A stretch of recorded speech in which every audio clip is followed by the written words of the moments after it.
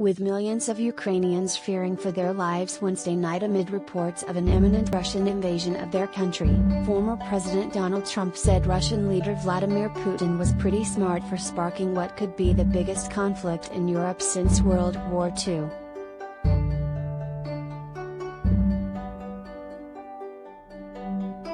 He's taking over a country for $2 worth of sanctions.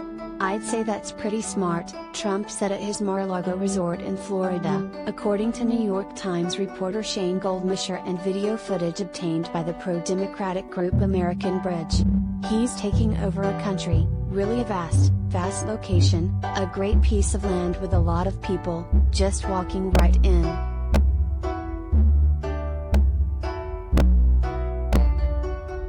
The former U.S. Commander-in-Chief added, "This would have never happened, ever in a million years," and said he understands Putin, seemingly suggesting that President Joe Biden is mismanaging the situation in Ukraine, where Putin has decided to support Russian-backed separatist bid to break up the country and has dispatched Russian troops.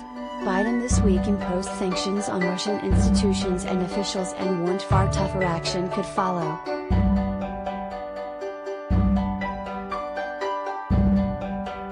"Now they laugh at us," Trump said of U.S. adversaries, according to Goldmacher.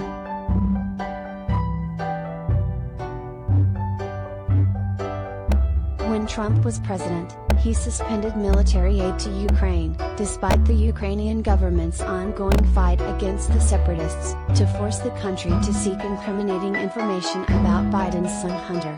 He also told fellow world leaders that he recognized Russia's claim to the Ukrainian region of Crimea, which Putin invaded in 2014 in a move that most countries view as a violation of international law, according to a BuzzFeed News report.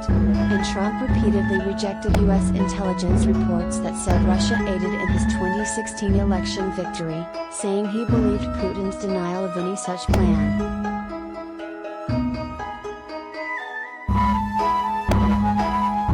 Trump and many of his right-wing allies have repeatedly praised Moscow in recent days, blaming the Biden administration for the uptick in tensions in Europe.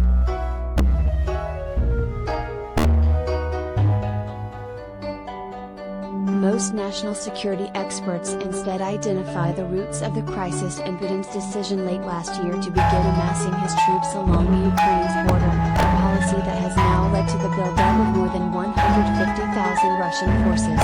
On Tuesday, Trump called the Russian strategy genius and described the deployment as the strongest peace force I've ever seen, referring to Putin's claim that he's sending Russian soldiers in to maintain peace in Ukrainian areas that are controlled by pro-Russia rebels.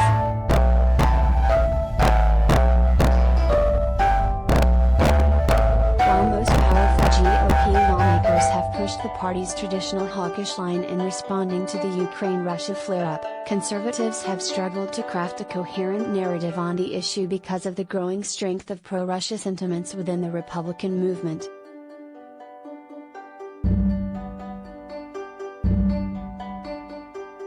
Amid the stateside debate, dozens of foreign policy analysts spent Wednesday night tracking Russian troop movements toward Ukraine, and Ukrainian commentators said they were too nervous to sleep as they faced the threat of an all-out conflict over their country's independence.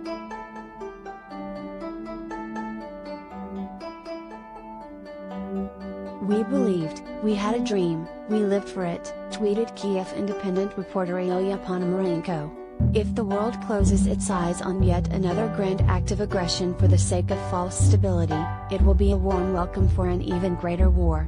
Very soon."